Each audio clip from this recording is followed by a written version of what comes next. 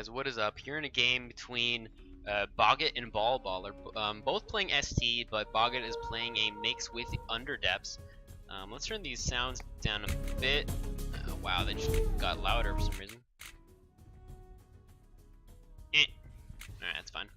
Anyway, so we have the mixture between ST and UD. So far we have the Rip Demon Alpha, and then a Rip Demon Alpha, or Rip Demon Alpha and Rip Demon, kind of an aggressive start. We have Pounce on the Rip Demon with that counterattack melee, meaning anything that goes over here kind of needs help, really, just because once the Rip Demon gets on you, it will do really well in the 1v1 because of the counterattack melee, and range won't be able to get away because of the Pounce, right? So very good font runner, especially at 61 Nora, very cheap.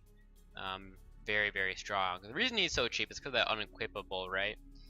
Meaning that he's not able to equip anything.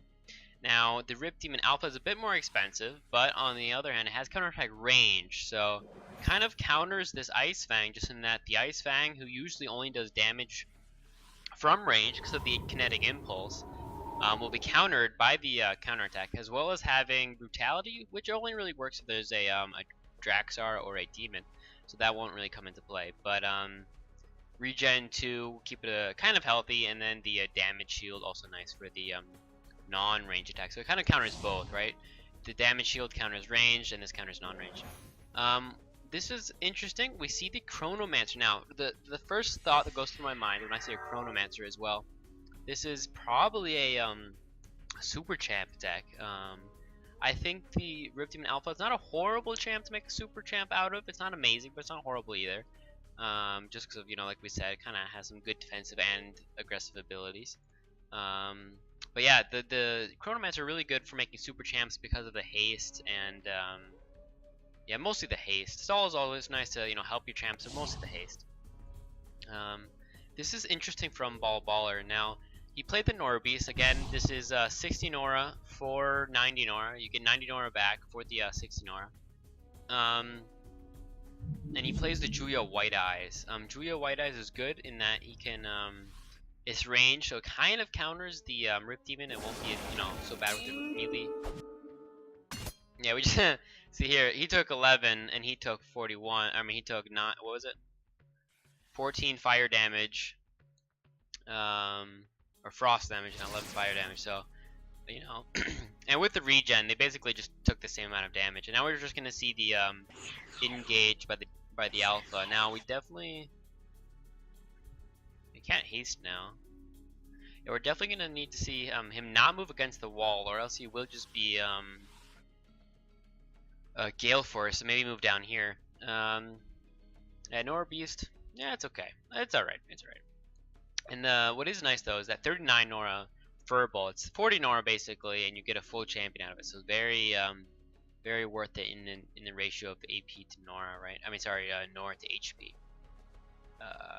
And then Juya, like we said before, kind of counters the Rip Demon. At least it counters the counterattack, but once they get pounced, it'll be bad. And this is a very expensive champ. It's what? How much? It's almost 40 Nora more expensive, almost.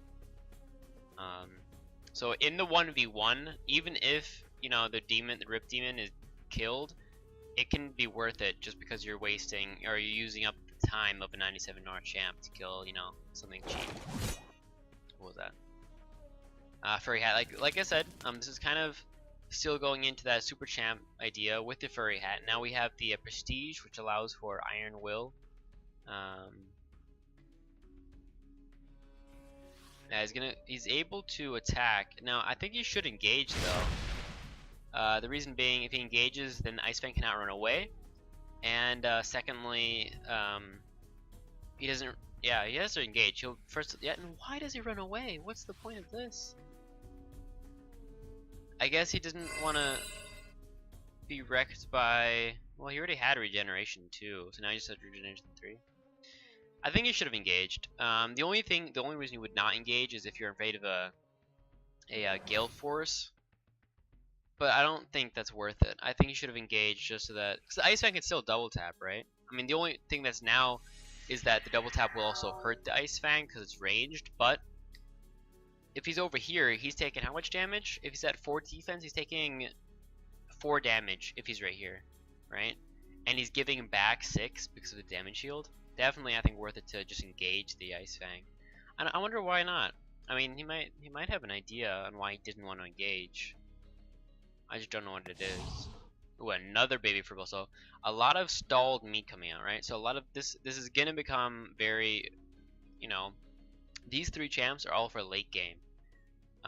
Once this baby Fribble, you know, furs and it becomes a real champ, then and this one too. There's just so much Nora gained. Like, let's just look at the champion value we already have here. 1, 2, 3, 4 champions out once these 2 fur versus 1, 2, 3, and he's still gaining Nora every turn, right? So this is definitely set up for the late game. Gonna probably go for this Chronomancer. This is a good idea. Yeah, just go for the Chronomancer. Yeah, or that. Even just use the Invoke, also very good. Make sure to deal damage to the Alpha. Now the Alpha is gonna have a hard time moving in because it has 5 speed only, as well as it has to move through the impeding snow, right? This is all +2. So very good. Yeah, definitely, like I said, should have engaged. That if he had engaged, then the Invoke would not have been able to hit the Chronomancer as well. So that's another, you know, I wonder. No, okay. It's another point where I'm saying that's, you know, that's a misplay. Alright, so he can engage, or no, he can't even attack. Look, he can move forwards, but he can't even attack because he doesn't have multi-attack yet. Now the Rip Demon can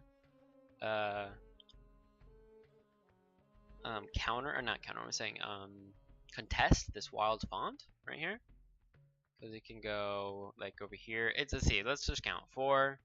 It's gonna have 10 next turn. 4, 1, 2, 3, 4, 5, 6, and then he's gonna have 4, 1. Well, I guess maybe not. He'll have 1 turn. So Ballballer will have 1 turn where the Rip Demon cannot get into the font. Yeah, see, this is the Superchamp, right? This is the normal Superchamp. We're gonna see this champion become hastened. And with that Arrow Eater, a lot of champs won't be able to do much damage to it. So what you often see is the Ira Guard with the haste, as well as Majestic. So then anything from ranged can't deal damage because of Arrow Eater, and anything from close up will only deal half damage. So it's a very strong combo, and the only thing you can really do to deal with it is like a something that, you know, auto kills, like a vertical push or something that kind of just gets rid of it. Nothing else really works against that kind of a combo. It's very, very scary. Of course, a lot of Nora stuck into it once you do use it, but you know, faithless, but not. He is faithless, but not unequipable. So you can equip the Vasa Ira Guard as well. Alright, so can we see a pounce? That's what I'm wondering here. See 6. No, definitely not a pounce though. 1, 2, 3, 4, 5, 6, 7, 8, 9. Yeah, 3 extra AP needed for a pounce, so that's not happening. But yeah, with this amazing, you know, snow here, this deep impeding snow here, it is just really helping Ballballer not be able to get attacked by this Trip Demon Alpha. You know, Ice Fang can just chill. It can just stay there if it wants. It can move forwards and attack the Chronomancer again if it wants. Really just, the world is his oyster. Oyster?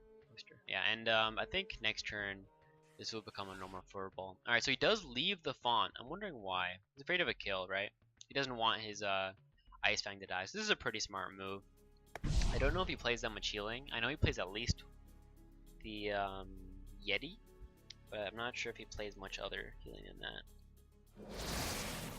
Alright, so the font is now that of Bogget, but the late game is in favor of Ballballer. So he's saying, you know what?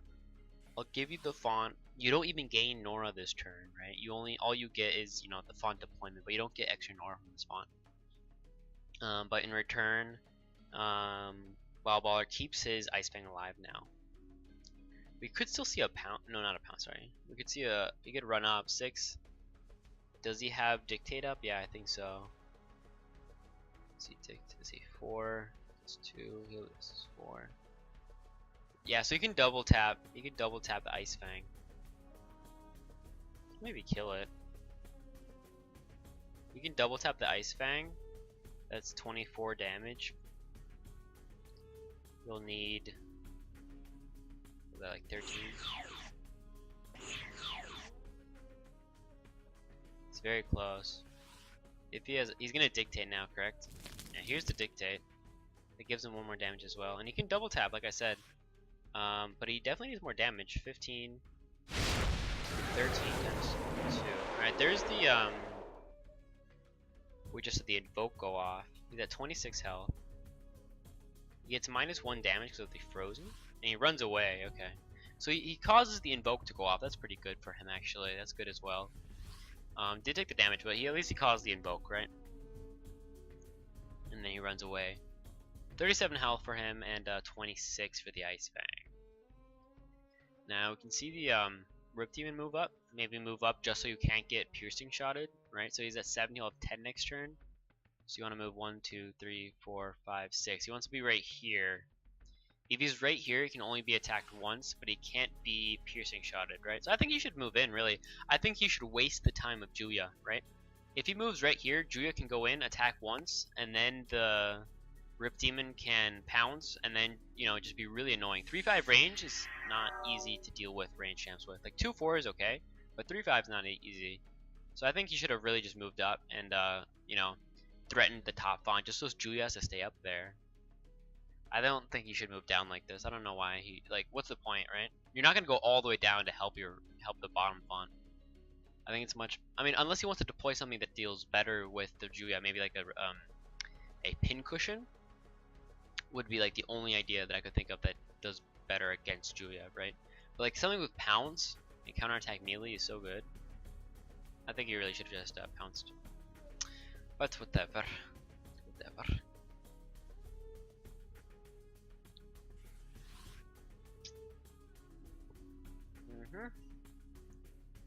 So, ooh, alright, so now they all gain that AP. Can he get a kill here on the alpha? He'll take the counterattack damage if he does move in. Going in with the baby furball is a little bit dangerous because you don't want him to die. Now he does have the normal furball who can move in and use ice guard so he doesn't die. Oh, he's a charge. Oh yeah, he's a charge. Wait, he's a charge. Yeah, they gain 3 AP in charge. Okay, it's pretty nice. And now you can. Alright, there's a frigid barrier. And now you can just. Wait, what? Did he cast 2 frigid barriers? Confused. Why did he take double damage? So frost damage, frost damage, frost damage, frost damage. So there must have been 2 frigid barriers played there. But I don't see the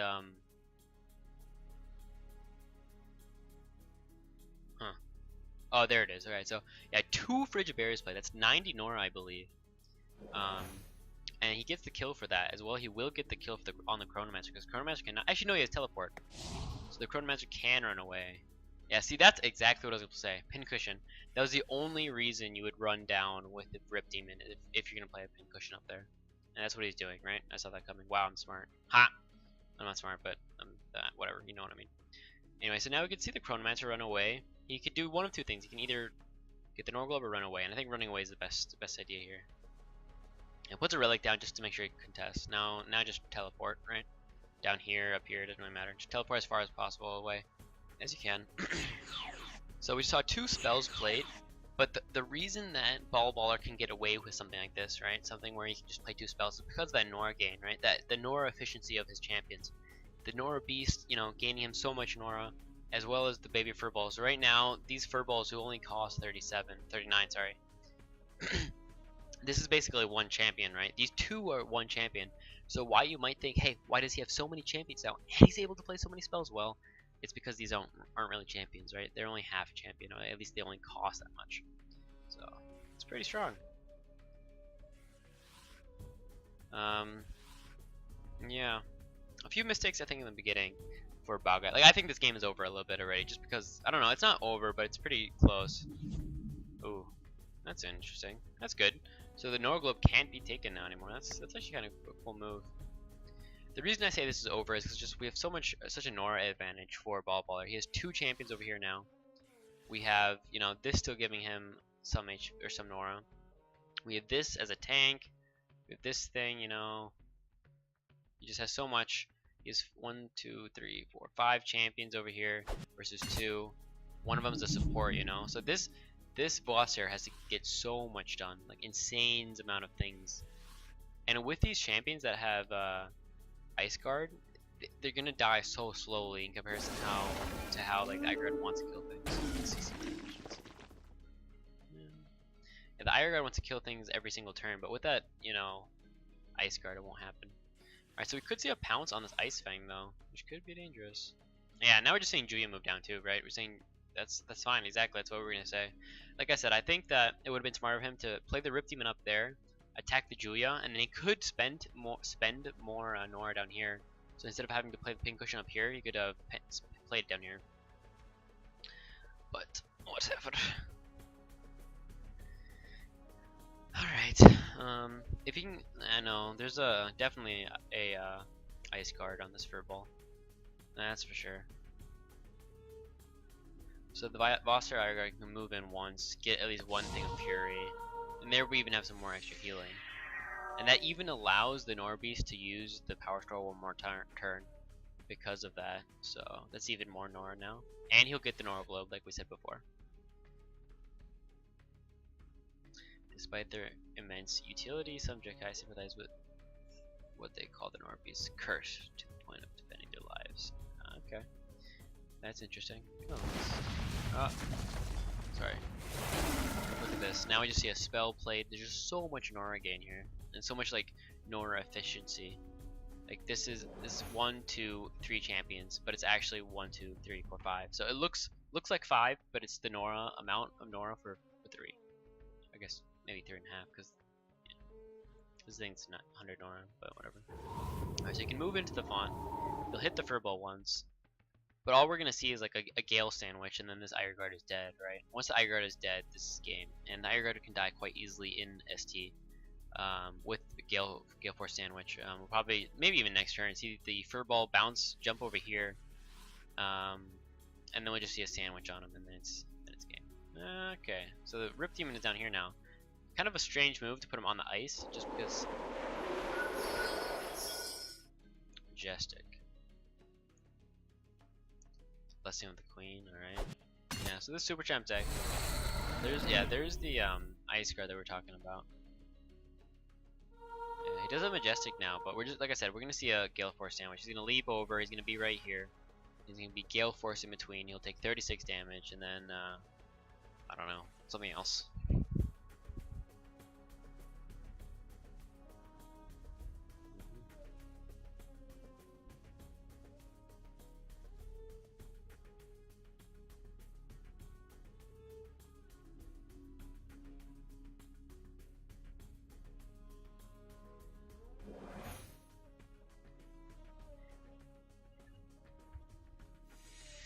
So there's the last Nora store. The Norbeast is dead. He cannot get the Nora Globe because it is now a blood globe. So he should have actually moved back first, but whatever. Doesn't really matter that much.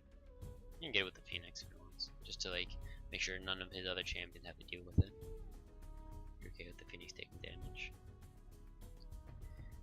Julia is gonna move down here as well. It's a fast champion, fast range champion, a lot of damage. Now, I'm wondering what he's thinking about, right? We already saw the Ice Guard on the Furball, so he could retreat with this Furball and move in with this one, because this one still has the Ice Guard. So you can retreat and, you know, just go in with this one. And then wait for a Gale Force sandwich, and then just, you know, GG. Also, the Beast Herder will be up in like 2 turns. They'll all gain the AP. Yeah, exactly. Furball gonna move in, this one's gonna move out. This one has the Ice Guard, so it's gonna chill. This one can just run away. This one moves up 1 more space. Oh, there's the sandwich. Not that that was done correctly, though. Yeah, that wasn't... How did that work, actually? 6, 10, 10. Alright, well, that's kind of interesting in how that worked.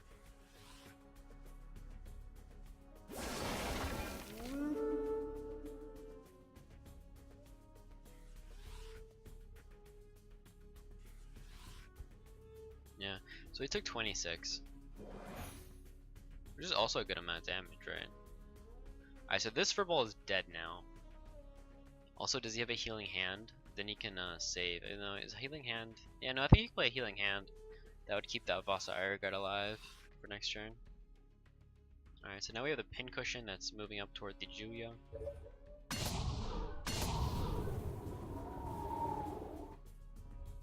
That was a misclick by Ballballer, apparently.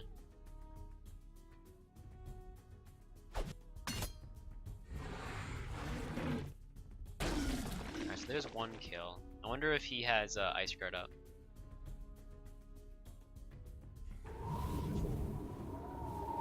He actually moves in with the Iron Guard instead of attacking the furball for some reason.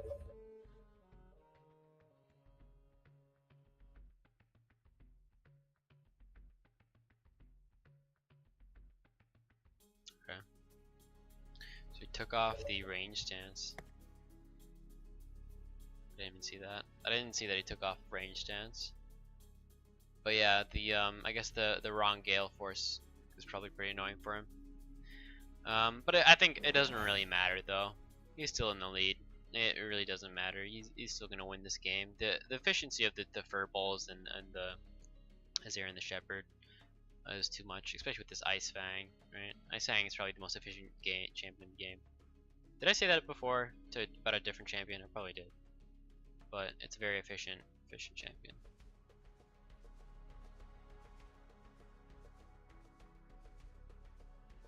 Can he kill this Iron Guard though? That's really the point, right? Can he kill this Iron Guard? If he can't, it's scary. But I mean, 15 HP left only. Oh, and we still have, yeah, you can just move back and forth with the mobility. Actually, so that does a lot of damage to this Iron Guard. I'm wondering, is there a healing hand on him? Healing hand, healing hand. If there's no healing hand on this Iron Guard, then it's game. But that's my assumption. He can move back and forth here to deal 8 damage with his Tusk, and then hit once with the Shepherd. That would be a kill. Because he does have mobility on the Tusk, which is interesting. Alright, there's a counterattack. Oh, it's going on melee, never mind, not range, sorry. So he's at 6, and now he just move back and forth, right? Yeah, there we go. Alright, so it is a kill, so there was no healing hand, and that's game now. Superchamp is gone, right? And if there's no Superchamp, there's no battle group, and this is then over. Yeah. Yeah. It was well played by Ballballer. You know what? Yeah, him retreating at that one point, saying, you know what, I'm okay with giving you the font because I need to retreat. I have more efficiency. That was really a smart move. A lot of lesser players would have said, you know what, I want to keep this font, and then the Ice Fang would have died. And if Ice Fang dies, that would have been a much different game, right? Because then a lot of the Nora, he would have gotten the Nora Globe as well, and then font would have been taken as well. So a very good move to give up the font. A few misplays by Bogget as well, though. So GG.